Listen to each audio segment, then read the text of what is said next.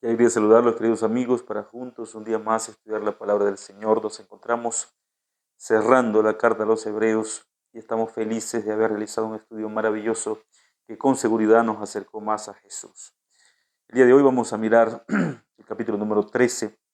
Este capítulo es interesante porque el autor bíblico inicia hablando de por lo menos unos 4 consejos fundamentales para el cristianismo y después termina mostrándonos a Jesús como el centro de esta carta. Iniciemos leyendo el versículo número 1. El texto bíblico dice así: permanezca el amor fraternal y no os olvidéis de la hospitalidad, porque por ella algunos sin saberlo hospedaron ángeles. El primer consejo que recomienda el autor bíblico es permanecer en el amor fraternal, en el amor de hermanos, en el amor de hermandad, en la coinonía entre los hermanos, es decir, en la unidad sincera entre los hermanos. El segundo consejo, él dice: no os olvidéis de la hospitalidad, porque a través de ella algunos sin saberlo hospedaron ángeles.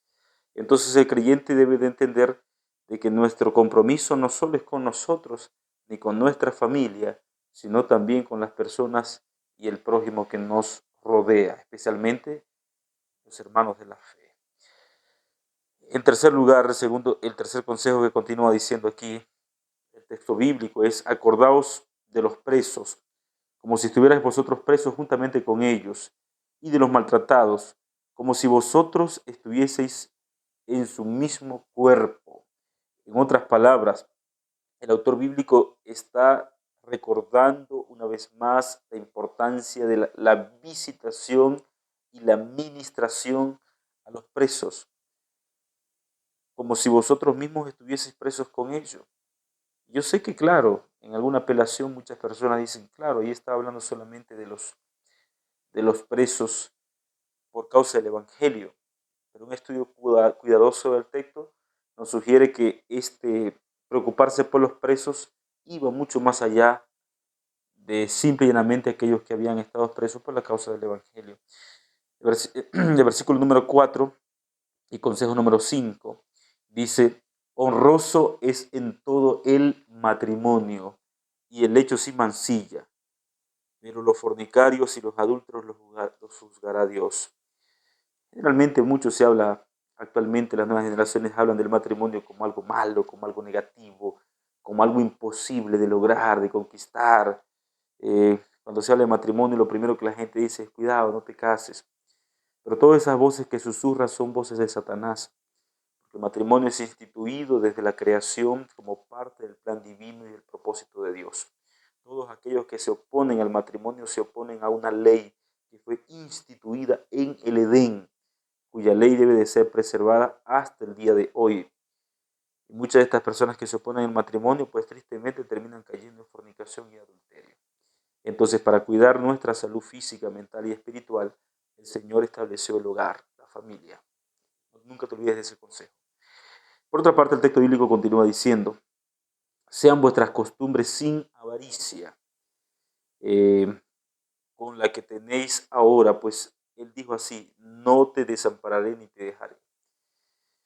Y en este consejo, el texto bíblico sugiere que el corazón del cristiano, del creyente, no debe ser un centro de avaricia, un centro de egoísmo, un centro de idolatría tras el Dios dinero, que es el Dios de este siglo. El creyente debe de entender de que el Señor siempre estará presente, nunca nos dejará, siempre nos sustentará, pero el foco principal del creyente no es correr tras el dinero. Estaría muy bien más bien que el dinero corra detrás del creyente, pero no el creyente detrás del dinero. El dinero siempre ha sido creado para estar en el bolsillo y no para estar en el corazón. Bueno, dicho esos consejos, entonces ahora el autor bíblico empieza a hablar en el versículo 6 de lo siguiente: así que podemos decir confiadamente: el Señor es mi ayudador, no temeré lo que me pueda hacer el hombre. Está citando el Salmos. Acordaos de vuestros pastores que os han hablado la palabra de Dios y considerad cuál haya sido el resultado de su conducta e imitad su ejemplo. Jesucristo es el mismo de ayer, hoy y por los siglos. En otras palabras, aquí ahora el autor bíblico se está dirigiendo a la importancia de la sana doctrina, una doctrina que no cambia, una doctrina que no es distinta y una doctrina que tiene fundamento en los apóstoles y pastores que enseñaron a la iglesia en la sana doctrina. El contexto sugiere lo siguiente, dice así, eh, no os dejéis llevar de doctrinas diversas y extrañas. En este tiempo, pues los judaizantes habían afectado en gran manera las iglesias primitivas y estaban intentando introducir cualquier tipo de doctrina. Entre ellos, pues, encontramos lo siguiente, es mejor afirmar el corazón por la gracia y no con alimentos que nunca aprovecharon a los que se han ocupado de ellos. Cuando nosotros miramos este texto, muchas personas dicen, ¿a qué alimento se refería el texto bíblico? Pero no hay un asunto claro para esto. Los investigadores no llegan a una conclusión clara, pero lo que sí está completamente claro es que se había incentivado las comidas y los alimentos como sustituto o como elementos para sustituir la gracia de Cristo Jesús y la salvación por la gracia en la sangre de Cristo que quita el pecado del mundo. Otros de ellos habían estado enseñando que la salvación tenía mucho que ver por el tipo de comida que elegías o escogías para estar en la mesa, y esto había desagradado en gran manera pues al cristianismo o a la iglesia primitiva, porque no está esto fundamentado en la doctrina verdadera, excepto pues Levíticos capítulo 11, que sugiere algunas recomendaciones de algunos tipos de carne que pueden comerse y otros no. Pero para los judíos y para la iglesia primitiva, este era un principio que estaba claro. El tema de los alimentos es un tema que va mucho más allá de esto. Pero esto, al separar las personas de la vista del Cordero de Dios que quita el pecado del mundo, se tornaba entonces en una falsa doctrina que llevaba a las personas a alejarse de Él. Porque debemos de recordar que todo aquello que nos aparta la vista de Cristo Jesús automáticamente se torna en una doctrina de desviación. El centro de nuestra doctrina, de nuestra Biblia, de nuestra creencia, de nuestro fundamento es Cristo Jesús. Por otra parte, el texto bíblico continúa diciendo, tenemos un altar del cual no tienen derecho de comer los que sirven al tabernáculo, porque los cuerpos de aquellos animales cuya sangre a causa del pecado es introducida en el santuario por el sumo sacerdote, son quemados fuera del campamento. Por lo cual también Jesús, para santificar al pueblo mediante su propia sangre, padeció fuera de la puerta. Salgamos pues a él fuera del campamento, llevando su oprobio. Y es que cuando los sacerdotes realizaban el sacrificio, habían ciertas partes del sacrificio que la ley del Antiguo Testamento autorizaba a ellos para comer. Ciertas partes, por ejemplo, uno de ellos era el muslo derecho del cordero. Pero había otras partes que no estaban autorizadas. Bueno, de eso hace mención el autor bíblico. Y por otra parte dice lo más importante, así como parte de estos sacrificios había que realizarlos fuera del santuario, Jesucristo, nuestro gran sumo sacerdote y nuestro verdadero Cordero de Dios que quita el pecado del mundo, cuando es crucificado fuera de Jerusalén, representando muy bien la ilustración del santuario. Por eso, todos los que entonces siguen a ese Jesús debemos de estar dispuestos a salir por esa puerta fuera del campamento, que representaba un oprobio, una vergüenza, porque en ese lugar, fuera del campamento, se colocaban a los peores delincuentes. Cuando se colocaba la cruz fuera de la ciudad, se estaba diciendo lo siguiente, estos delincuentes son tan grandes, son tan malos, que ni siquiera merecen ser asesinados dentro de la ciudad, porque por su maldad corromperían la ciudad que simbólicamente hablamos. Por eso Cristo muere fuera de la ciudad, porque fue catalogado por estos judíos que no lo aceptaron como un delincuente. Por eso le dieron muerte de cruz, como un hereje.